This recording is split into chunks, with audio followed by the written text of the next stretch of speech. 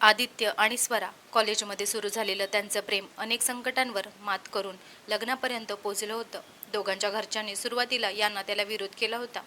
जातीचा प्रश्न, आर्थिक परिस्थिती आणि भविष्याची चिंता या सगळ्या कारणांमुळे दोन्ही कुटुंब या लग्नाच्या विरोधात होती. पण आदित्य आणि स्वराने एकमेकांचा हात कधीच सोडला नाही. अनेक वर्षांच्या संघर्षानंतर अखेर दोघांनी प्रेमविवाह केला. सुरुवातीची काही वर्ष त्यांचा संसार खूप आनंदात चालला. छोटंसं घर, मर्यादित पगार, पण मनभर प्रेम हेच त्यांचं खरं वैभव होतं. सकाळी दोघं मिळून चहा बनवायचे, रात्री एकत्र स्वयंपाक करायचे, सुट्टीच्या दिवशी शहराबाहेर फिरायला जायचे. त्यांच्या चेहऱ्यावरचं समाधान पाहून प्रत्येकाला वाटायचं की यांच्यासारखा संसार प्रत्येकाला मिळावा. लग्नानंतर काही वर्षांनी आदित्यला एका मोठ्या कंपनीत चांगली नोकरी मिळाली. पगार वाढला, जबाबदाऱ्या वाढल्या आणि त्याचबरोबर कामाचाही ताण वाढला. नवीन पदामुळे त्याला वारंवार वेगवेगळ्या शहरांमध्ये जावं लागायचं. कधी आठवडाभर तर कधी 15-15 दिवस तो घरापासून दूर असायचा. सुरुवातीला स्वरा त्याला समजून घ्यायची. आपल्या भविष्यासाठीच तर तू हे सगळं करतोयस असं म्हणत ती त्याला धीर द्यायची. आदित्यलाही प्रत्येक दौऱ्यावरून परतताना तिच्यासाठी काहीतरी खास आणायची सवय होती. पण हळूहळू भेटवस्तूंनी वेळेची जागा भरून निघेना. घर मोठं होत होतं, पण त्या घरातला एकटेपणाही तितकाच वाढत होता. दिवसभर रिकाम्या घरात राहून स्वराचा जीव कासावीस व्हायचा. सकाळी आदित्यचा फोन, दुपारी एखादा मेसेज आणि रात्री थकलेल्या आवाजात 2 मिनिटांचं बोलणं, एवढंच त्यांच्या नात्यात उरलं होतं. पूर्वी तासनतास गप्पा मारणारे ते दोघे आता जेवलास का, औषधं घेतलीस का आणि उद्या बोलू इतक्याच शब्दांवर येऊन थांबले होते. आदित्यच्या मनात तिच्याविषयी प्रेम कमी झालं नव्हतं. उलट तिच्यासाठीच तो इतकी मेहनत करत होता. पण हे प्रेम व्यक्त करायला त्याच्याकडे वेळ उरला नव्हता. दुसरीकडे स्वराला पैशांपेक्षा त्याची साथ हवी होती. तिला वाटायचं, मला महागड्या साड्या नकोत, फक्त माझ्यासोबत बसून 10 मिनिटं बोलणारा माझा नवरा हवा. एक दिवस संध्याकाळी मुसळधार पाऊस पडत होता. विजा कडाडत होत्या. स्वरा एकटीच खिडकीत उभी राहून पावसाकडे पाहत होती. तिच्या डोळ्यात पाणी होतं. तिने आदित्यला फोन केला, पण तो एका महत्त्वाच्या मीटिंगमध्ये असल्याने फोन उचलू शकला नाही. काही वेळाने त्याचा मेसेज आला, सॉरी मी मीटिंगमध्ये आहे, नंतर बोलतो. स्वराने तो मेसेज पुन्हा पुन्हा वाचला. तिच्या मनात पहिल्यांदाच एक विचार चमकून गेला, त्याच्या आयुष्यात माझ्यापेक्षा कामच जास्त महत्त्वाचं आहे का? त्या एका विचाराने तिच्या मनात नाराजीचं बी पेरलं. दिवस पुढे सरकत गेले. आदित्य अधिकाधिक कामात अडकत गेला आणि स्वरा अधिकाधिक एकटी पडत गेली. तिने वेळ घालवण्यासाठी जिम जॉईन केला, काही मैत्रिणी बनवल्या, वाचन सुरू केलं. बाहेरून ती आनंदी दिसत होती, पण आतून ती तुटत चालली होती. तिच्या चेहऱ्यावरचं हसू आता फक्त लोकांसाठी उरलं होतं. रात्री झोपण्यापूर्वी ती अनेकदा आदित्यचा जुना फोटो हातात घेऊन बसायची आणि मनातच म्हणायची, तू आधीसारखा पुन्हा माझ्याकडे कधी येशील? एके दिवशी आदित्य पुन्हा 10 दिवसांच्या ऑफिस टूरवर निघाला. जाताना त्याने स्वराचा हात हातात घेतला आणि प्रेमाने म्हणाला, हा प्रोजेक्ट संपला की मी पूर्ण आठवडा फक्त तुझ्यासोबत घालवणार आहे. स्वरा हसली खरी, पण त्या हास्यामागे विश्वास उरला नव्हता. कारण हे वचन तिने याआधीही अनेकदा ऐकलं होतं. प्रत्येक वेळी काही ना काही कारण निघायचं आणि तो पुन्हा कामात अडकून जायचा. आदित्य घराबाहेर पडला आणि स्वरा खिडकीत उभी राहून त्याची गाडी दूर जाताना पाहत राहिली. त्या क्षणी तिला अजिबात कल्पना नव्हती की हा साधा वाटणारा निरोप तिच्या आयुष्याला अशा वळणावर आणून उभा करेल जिथून परत येणं जवळजवळ अशक्य असेल. आदित्यला बाहेरगावी जाऊन जवळजवळ 8 दिवस झाले होते. सुरुवातीचे 2-3 दिवस स्वराने स्वतःला घरकाम, टीव्ही आणि मोबाईलमध्ये गुंतवून ठेवण्याचा प्रयत्न केला. पण दिवस जसजसे पुढे सरकत होते तसतसा तिचा एकटेपणा वाढत होता. मोठ्या घरात ती एकटीच असायची. सकाळी उठल्यावर गुड मॉर्निंग म्हणणारं कोणी नव्हतं, संध्याकाळी चहा पिताना तिच्यासोबत बसणारं कोणी नव्हतं आणि रात्री दिवस कसा गेला हे विचारणारंही कोणी नव्हतं. आदित्य रोज फोन करायचा, पण त्याचा आवाज नेहमी घाईत असायचा. स्वरा, मी मीटिंगमध्ये आहे, नंतर बोलतो. आज खूप थकलोय, उद्या निवांत बोलू. अशा वाक्यांनी संवाद संपायचा. स्वरा प्रत्येक वेळी ठीक आहे म्हणायची, पण फोन ठेवताच तिचे डोळे पाणावायचे. तिला पैशांची किंवा सुखसोयींची कमतरता नव्हती. कमतरता होती ती फक्त माणसाची. ज्या प्रेमासाठी तिने सगळ्यांचा विरोध पत्करून लग्न केलं होतं, ते प्रेम आता जबाबदाऱ्यांच्या गर्दीत हरवत चाललं होतं. एक दिवस तिची जिममध्ये नवीन सदस्याशी ओळख झाली. त्याचं नाव होतं रोहन. बोलण्यात नम्र, चेहऱ्यावर कायम हसू आणि समोरच्याचं बोलणं शांतपणे ऐकण्याची सवय. सुरुवातीला फक्त हॅलो आणि कशी आहेस एवढ्यापुरताच संवाद होता. पण काही दिवसांनी दोघे जिमनंतर कॅफेमध्ये चहा घेऊ लागले. रोहन फार हुशारीने स्वराशी बोलायचा. तो तिच्या आवडीनिवडी विचारायचा, तिच्या चेहऱ्यावरचं दुःख ओळखायचा आणि तिला हसवण्याचा प्रयत्न करायचा. इतक्या दिवसांनी कोणीतरी स्वतःचं बोलणं मन लावून ऐकत आहे ही भावना स्वरासाठी नवीन होती. ती नकळत त्याच्यासमोर मन मोकळं करू लागली. आदित्य खूप चांगला आहे, पण त्याच्याकडे माझ्यासाठी वेळच नाही, असं ती एक दिवस म्हणाली. रोहनने लगेच उत्तर दिलं, प्रेम फक्त जबाबदाऱ्यांनी टिकत नाही, वेळही द्यावा लागतो. त्या एका वाक्याने स्वराच्या मनात खोलवर घर केलं. दिवसागणिक त्यांची मैत्री वाढत गेली. आता सकाळी आदित्यच्या मेसेजची वाट पाहण्यापेक्षा स्वराला रोहनच्या गुड मॉर्निंगची सवय लागली होती. ती स्वतःलाच समजावत होती की हे फक्त मैत्रीचं नातं आहे, यात काही चुकीचं नाही. पण मनाला माहीत होतं की ती हळूहळू भावनिकदृष्ट्या रोहनवर अवलंबून होत चालली आहे. दुसरीकडे आदित्य आपल्या कामात पूर्णपणे बुडाला होता. त्याला वाटत होतं की तो जितका पैसा कमावेल तितकं त्यांचं भविष्य सुरक्षित होईल. पण भविष्य सुरक्षित करताना वर्तमान त्याच्या हातातून निसटत आहे याची त्याला कल्पनाही नव्हती. एका संध्याकाळी जोरदार पाऊस सुरू होता. जिममधून बाहेर पडताना स्वराकडे छत्री नव्हती. रोहनने स्वतःची छत्री तिच्या डोक्यावर धरली आणि दोघे हळूहळू पार्किंगकडे चालू लागले. त्या काही मिनिटांच्या प्रवासात रोहनने तिला इतकं हसवलं की अनेक दिवसांनी तिच्या चेहऱ्यावर खरंखुरं हास्य उमटलं. गाडीजवळ पोहोचल्यावर तो म्हणाला, तुझं हसू खूप सुंदर आहे, ते कायम असंच राहायला हवं. हे वाक्य ऐकताच स्वराच्या मनात काहीतरी हललं. अनेक महिन्यानंतर कोणीतरी तिच्या हास्याचं कौतुक केलं होतं. त्या रात्री आदित्यने नेहमीप्रमाणे फोन केला. तो कामाच्या ताणाबद्दल बोलत राहिला, पण स्वराचं लक्ष कुठेतरी दुसरीकडेच होतं. फोन ठेवताच तिच्या मोबाईलवर रोहनचा मेसेज आला, घरी पोचलीस ना, काळजी घे. त्या छोट्याशा मेसेजने तिच्या चेहऱ्यावर पुन्हा हसू आलं. तिला जाणवलं की ज्या काळजीची ती अनेक दिवसांपासून वाट पाहत होती ती तिला आता दुसऱ्या व्यक्तीकडून मिळत होती. पुढील काही आठवड्यात दोघांच्या भेटी वाढल्या. कधी कॉफी, कधी पुस्तकांचं प्रदर्शन, कधी एखादा चित्रपट. स्वरा प्रत्येक भेटीनंतर स्वतःला सांगायची की ती चुकीचं काही करत नाही, पण तिच्या मनात अपराधीपणाची भावना निर्माण होऊ लागली होती. एक दिवस आरशासमोर उभी राहून तिने स्वतःलाच विचारलं, मी खरंच बदलत चालले आहे का?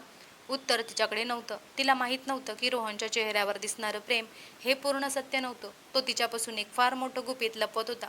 असं गुपित जे समजल्यावर तिचं आयुष्य कायमचं बदलून जाणार होतं. दिवस सरत होते, पण स्वराच्या आयुष्यातील बदल आता स्पष्ट दिसू लागले होते. पूर्वी सकाळी उठताच ती आदित्यला फोन करायची, त्याने नाश्ता केला का, औषधं घेतली का याची चौकशी करायची. आता मात्र ती उठल्यावर सर्वात आधी मोबाईल हातात घ्यायची आणि रोहनचा मेसेज आला आहे का हे पाहायची. त्याचा एक छोटासा गुड मॉर्निंग मेसेजही तिचा दिवस आनंदात घालवण्यासाठी पुरेसा ठरू लागला होता. तिच्या नकळत तिचं मन त्या व्यक्तीकडे झुकत होतं, ज्याने तिच्या आयुष्यातील रिकामी जागा भरल्याचा भास निर्माण केला होता. पण प्रत्येक वेळी आरशात स्वतःकडे पाहताना तिच्या मनात एक प्रश्न उठायचा, मी आदित्याशी विश्वासघात तर करत नाही ना? आणि लगेच दुसरं मन उत्तर द्यायचं, विश्वासघात त्याने आधीच केला आहे, त्याच्याकडे तुझ्यासाठी वेळच नाही. हळूहळू ती स्वतःच्या चुकीचं समर्थन करू लागली. एका रविवारी रोहनने तिला शहराबाहेरच्या एका शांत रिसॉर्टमध्ये कॉफीसाठी बोलवलं. सुरुवातीला स्वराने नकार दिला. लोकांनी पाहिलं तर? ती म्हणाली. रोहन हलकसा असला आणि म्हणाला, जग नेहमी बोलतच असतं, पण तुझ्या डोळ्यांमध्ये जे दुःख आहे ते कमी करणं माझ्यासाठी जास्त महत्त्वाचं आहे. त्या गोड शब्दांनी स्वराचं मन पुन्हा वितळलं. ती त्याच्यासोबत गेली. दिवसभर दोघांनी खूप गप्पा मारल्या, हसले, जुन्या आठवणी सांगितल्या. त्या क्षणी स्वराला असं वाटत होतं की ती पुन्हा एकदा प्रेमात पडली आहे. पण तिला हे जाणवलं नाही की प्रत्येक वेळी रोहन तिच्या भावना समजून घेत असल्याचं दाखवत असला तरी तो तिच्या मनावर हळूहळू पूर्ण ताबा मिळवत होता. त्या दिवशी संध्याकाळी घरी परतल्यावर आदित्यचा व्हिडिओ कॉल आला. स्क्रीनवर आदित्यचा थकलेला चेहरा दिसत होता, पण डोळ्यात मात्र नेहमीसारखंच प्रेम होतं. तो हसून म्हणाला, स्वरा, अजून 2 दिवस, मग मी कायमचा या प्रोजेक्टमधून मोकळा होईन.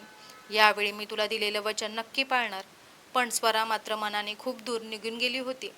तिने फक्त औपचारिक उत्तर दिलं, ठीक आहे. आदित्यला तिच्या आवाजातला बदल जाणवला. फोन ठेवल्यानंतर तो बराच वेळ शांत बसून राहिला. त्याच्या मनात पहिल्यांदाच भीती निर्माण झाली. स्वरा माझ्यापासून दूर तर जात नाही ना? दुसऱ्या दिवशी आदित्यचा जवळचा मित्र समीर त्याला भेटायला आला. गप्पा मारताना सहजच तो म्हणाला, काल मी वहिनींना एका माणसासोबत कॅफेमध्ये पाहिलं. कदाचित ऑफिसमधला मित्र असेल. समीरने ते सहज सांगितलं, पण आदित्यच्या मनात मात्र वादळ उठलं. त्याला स्वरावर पूर्ण विश्वास होता, म्हणून त्याने लगेच स्वतःला समजावलं, नाही, माझी स्वरा असं काही करणार नाही. पण संशयाचं एक छोटंसं बी त्याच्या मनात रुजलं होतं. दरम्यान रोहन स्वराच्या अधिकाधिक जवळ येत होता. तो तिला भविष्याचे स्वप्न दाखवू लागला. आपण दोघं एखाद्या नवीन शहरात जाऊ, तिथे नवीन आयुष्य सुरू करू, तुला कधीच एकटं वाटू देणार नाही. अशा गोड बोलण्यावर स्वरा पूर्ण विश्वास ठेवत होती. तिच्या मनात आता आदित्यपेक्षा रोहनचं स्थान मोठं होत चाललं होतं. तिला वाटत होतं की तिला तिचं खरं प्रेम पुन्हा मिळालं आहे. मात्र रोहनचं खरं आयुष्य वेगळंच होतं. स्वराला भेटून तो थेट दुसऱ्या भागात असलेल्या एका घरात जायचा. त्या घराचं दार उघडताच 2 लहान मुलं आनंदाने त्याच्या गळ्यात पडायची. बाबा आले. त्यांची आई हसत त्याच्या हातातून बॅग घ्यायची. रोहन त्या घरात एक जबाबदार नवरा आणि प्रेमळ वडील म्हणून राहत होता. पण या सत्याची स्वराला अजिबात कल्पना नव्हती. तिच्यासमोर तो स्वतःला एकटा, दुःखी आणि प्रेमासाठी तडफडणारा माणूस म्हणून दाखवत होता. एका रात्री रोहनने स्वराला मिठीत घेतलं आणि म्हणाला, मी तुझ्याशिवाय जगू शकत नाही. स्वराच्या डोळ्यात पाणी आलं. तिनेही त्याच्यावर पूर्ण विश्वास ठेवत आपल्या आयुष्याचे निर्णय त्याच्यावर सोपवले.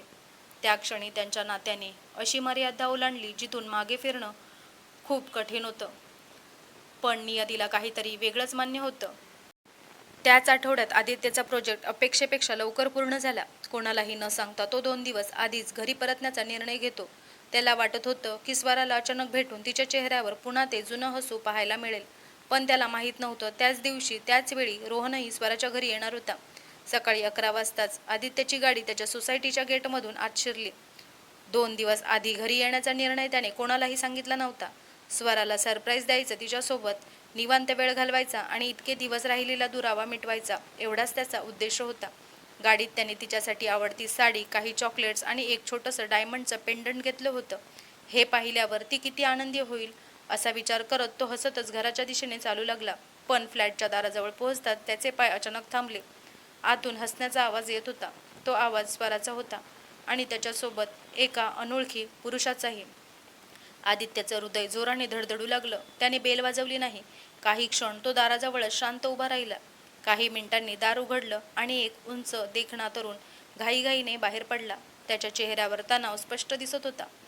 आदित्यने त्याच्याकडे पाहिलं. त्या अनोळखी माणसानेही आदित्यकडे पाहिलं. पण काहीही न बोलता तो लिफ्टमध्ये शिरला आणि निघून गेला.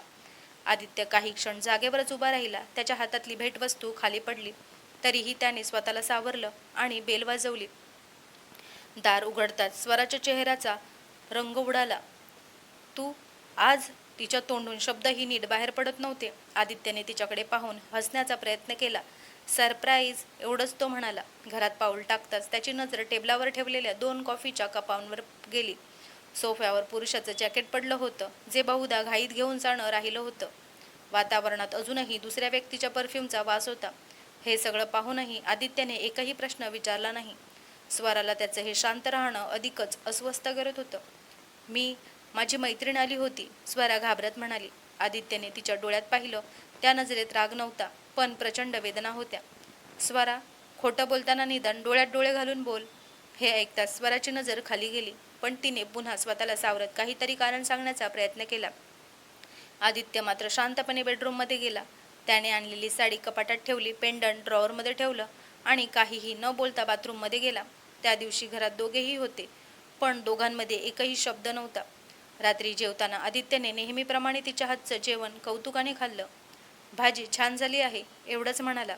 स्वराला त्याचं वागणं अजिबात समजत नव्हतं. तिला वाटत होतं की तो भांडेल, आरडाओरडा करेल, प्रश्न विचारेल, पण तो पूर्ण शांत होता. आणि कधी कधी शांतताही ओरडण्यापेक्षाही जास्त भयानक असते. दुसऱ्या दिवशी सकाळी आदित्य ऑफिसला जात असल्याचं सांगून घराबाहेर पडला. पण तो ऑफिसला गेला नाही. समोरच्या इमारतीच्या पार्किंगमध्ये गाडी लावून तो घरावर लक्ष ठेवून बसला. जवळजवळ 40 मिनिटांनी तीच काळी कार पुन्हा आली. त्यातून कालचा तोच तरुण उतरला, रोहन. आदित्यने त्याचा शांतपणे पाठलाग सुरू केला. रोहन स्वराकडून निघाल्यावर शहराच्या दुसऱ्या टोकाला एका सोसायटीत गेला. तिथे गाडी थांबताच 2 लहान मुलं धावत आली. बाबा आले, बाबा आले. ती मुलं त्याच्या गळ्यात पडली. काही क्षणांनी एक साधी, सोज्वळ स्त्री बाहेर आली. तिने हसत रोहनच्या हातातून ऑफिसची बॅग घेतली आणि म्हणाली, आज खूप उशीर झाला. आदित्य स्तब्ध झाला. त्याला समजलं, रोहन विवाहित होता. त्याला 2 मुलं होती. क्षणभर आदित्यच्या डोळ्यात अश्रू आले, पण ते स्वतःच्या दुःखासाठी नव्हते, ते स्वरासाठी होते. तो मनात म्हणाला, ज्या माणसासाठी तू माझा विश्वास तोडलास, तो माणूस स्वतःचं घरसुद्धा सोडायला तयार नाही. तू त्याच्यासाठी प्रेम नाहीस, फक्त वेळ घालवण्याचं साधन आहेस. त्या दिवसापासून आदित्यने एक निर्णय घेतला. तो लगेच सत्य सांगणार नव्हता. तो आधी रोहनचं खरं रूप स्वरासमोर स्वतः उघड होऊ देणार होता. पण त्याला कल्पनाही नव्हती, रोहनला आता आदित्यबद्दल संशय आला होता. आणि जेव्हा एखादा स्वार्थी माणसाला स्वतःचं गुपित उघड होण्याची भीती वाटते, तेव्हा तो कोणत्याही थराला जाऊ शकतो. आदित्यला आता सर्व सत्य माहीत होतं, पण तरीही त्याने एकदाही स्वराला जाब विचारला नाही. तो रोज नेहमीसारखाच वागू लागला. सकाळी तिच्यासाठी चहा बनवायचा, कामावर जाताना काळजी घे म्हणायचा, रात्री उशिरा आला तरी तिच्यासाठी तिच्या आवडीचा आईस्क्रीम घेऊन यायचा. त्याच्या या शांत वागण्याने स्वराला आणखी अस्वस्थ वाटू लागलं. तिच्या मनात अपराधीपणाची भावना निर्माण होत होती. पण दुसरीकडे रोहन सतत तिच्या मनात आदित्यविषयी नकारात्मक विचार भरत होता. तो तुझ्यावर प्रेम करत नाही, फक्त तुला गृहीत धरतो. तू त्याच्यासाठी फक्त जबाबदारी आहेस. तुझं खरं आयुष्य माझ्यासोबत आहे, अशी वाक्य तो रोज तिच्या कानावर घालत होता. हळूहळू स्वराचं मन वास्तवापासून दूर जाऊ लागलं. एक दिवस कॅफेमध्ये भेटल्यावर स्वराने रोहनला विचारलं, आपण असं किती दिवस लपून भेटत राहणार? मला भीती वाटते. रोहन काही क्षण शांत बसला आणि मग मुद्दाम गंभीर चेहरा करून म्हणाला, मलाही भीती वाटते. जर आदित्यला सगळं कळलं तर? तो तुला माझ्यापासून कायमचं दूर करेल. आपल्याला कधीच एकत्र राहता येणार नाही. स्वराच्या चेहऱ्यावर चिंता स्पष्ट दिसत होती. ती काही बोलली नाही. रोहनने तिचा हात हातात घेतला आणि म्हणाला, आपल्या आयुष्यातला सर्वात मोठा अडथळा कोण आहे याचा विचार कर. त्या एका वाक्याने स्वराच्या मनात धक्का बसला. तुला काय म्हणायचं आहे? ती घाबरून विचारू लागली. रोहन लगेच मागे सरकला. नाही, मी काहीच म्हणत नाही, पण कधी कधी आयुष्यात कठोर निर्णय घ्यावे लागतात. त्याने विषय बदलला, पण त्याचं बी स्वराच्या मनात पेरलं गेलं होतं. दुसरीकडे आदित्यने रोहनबद्दल अधिक माहिती गोळा करण्यास सुरुवात केली. त्याला कळलं की रोहन अनेक महिलांशी जवळीक साधून त्यांचा भावनिक फायदा घेत असे. त्याचं वैवाहिक आयुष्य सुरू होतं. पत्नी त्याच्यावर पूर्ण विश्वास ठेवत होती आणि त्याची 2 लहान मुलं त्याच्यावर जीवापाड प्रेम करत होती. हे पाहून आदित्यच्या मनात रागापेक्षा एकच विचार होता, स्वराला हे सत्य कळलं पाहिजे. त्या रात्री आदित्य घरी आला तेव्हा स्वराला ताप आला होता. तो लगेच तिच्यासाठी औषध घेऊन आला. तिच्या कपाळावर थंड पाण्याची पट्टी ठेवली आणि संपूर्ण रात्र तिच्या बाजूला जागून बसला. तापात अर्धवट शुद्धीत असताना स्वराने नकळत रोहनचं नाव पुटपुटलं. आदित्यच्या डोळ्यात पाणी आलं, तरीही त्याने तिचा हात सोडला नाही. तो फक्त शांतपणे म्हणाला, तू आनंदी राहावी एवढंच मला नेहमी हवं होतं. दुसऱ्या दिवशी स्वराने डोळे उघडले तेव्हा आदित्य ऑफिसला गेला होता. टेबलावर तिच्यासाठी नाश्ता, औषध आणि एक छोटी चिठ्ठी ठेवलेली होती. वेळेवर औषध घे, स्वतःची काळजी घे, आदित्य. ती चिठ्ठी वाचताना स्वराच्या मनात अपराधीपणाची टोचणी लागली. पण त्याचवेळी रोहनचा फोन आला. आज भेटायचं आहे, खूप महत्त्वाचं बोलायचं आहे. संध्याकाळी दोघे भेटले. रोहन मुद्दाम तणावात असल्याचं दाखवत म्हणाला, मला वाटतं आदित्यला आपल्या नात्याबद्दल संशय आलाय. स्वरा घाबरली. मग आता काय करायचं? रोहन काही क्षण शांत राहिला. त्याने तिच्याकडे पाहिलं आणि थंड आवाजात म्हणाला, जोपर्यंत आदित्य आपल्या आयुष्यात आहे तोपर्यंत आपण कधीच एकत्र येऊ शकत नाही.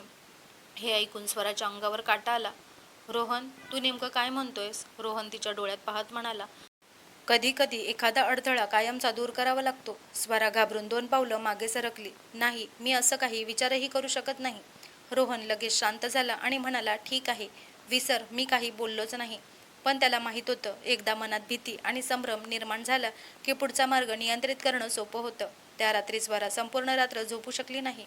एका बाजूला तिचा नवरा, जो अजूनही तिची काळजी घेत होता.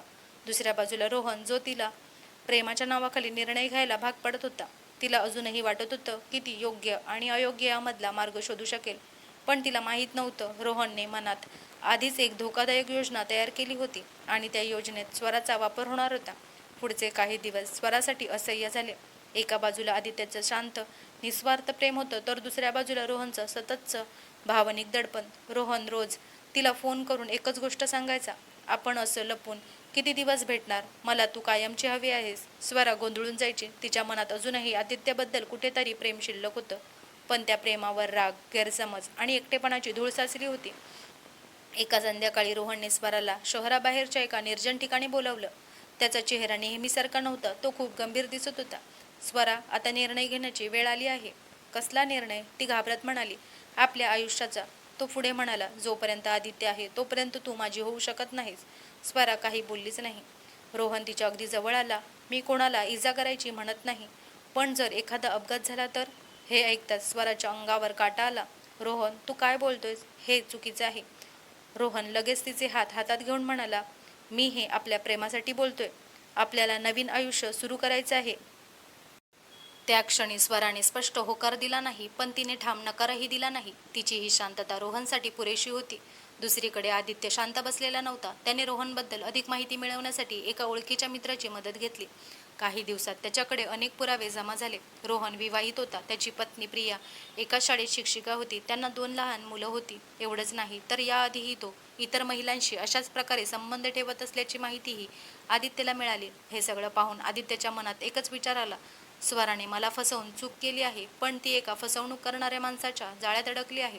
त्याने ठरवलं, तो स्वराचा सूड घेणार नाही, तिला सत्य दाखवणार. दुसऱ्या दिवशी रोहनने स्वराला फोन केला. उद्या रात्री आदित्य हायवेने घरी येणार आहे ना? हो, पण तुला कसं माहीत? रोहन हसला. तूच तर सांगितलं होतंस. स्वराला अचानक भीती वाटू लागली.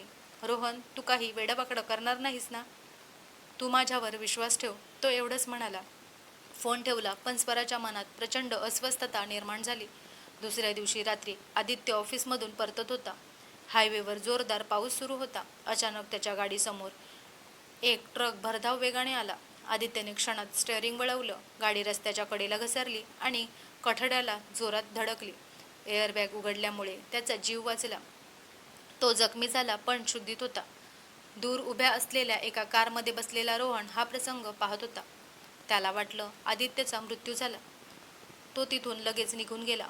काही वेळाने पोलीस आणि रुग्णवाहिका घटनास्थळी पोहोचली. आदित्यला हॉस्पिटलमध्ये दाखल करण्यात आलं. डॉक्टरांनी सांगितलं, सुदैवाने मोठा धोका टळला.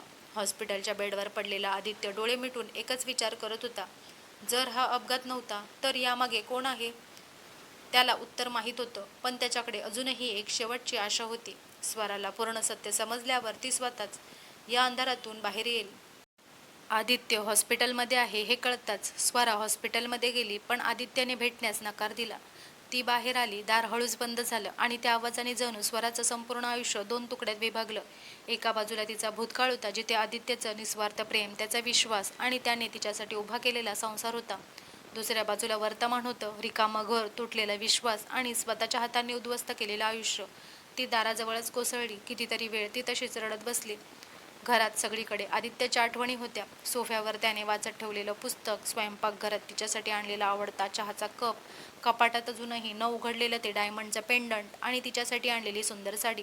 प्रत्येक वस्तू तिच्याकडे पाहून एकच प्रश्न विचारत होती, ज्याने तुला इतकं मनापासून प्रेम केलं त्याच्याशी तू असं का केलंस? त्या प्रश्नाचं उत्तर तिच्याकडे नव्हतं. तिच्याकडे फक्त पश्चाताप होता. दुसऱ्या दिवशी सकाळी तिने पुन्हा पुन्हा आदित्यला फोन केले. 1, 2, 10, 50, पण प्रत्येक वेळी फोन बंद होता. तिने त्याच्या मित्रांना फोन केला, ऑफिसमध्ये चौकशी केली, पण कुणालाच तो कुठे आहे हे माहीत नव्हतं. आदित्यने नोकरीचा राजीनामा दिला होता आणि शहरही सोडलं होतं. तो कुठे गेला, कोणाकडे गेला हे कोणालाच माहीत नव्हतं. यावेळी त्याने स्वतःचा मागमूसही ठेवला नव्हता.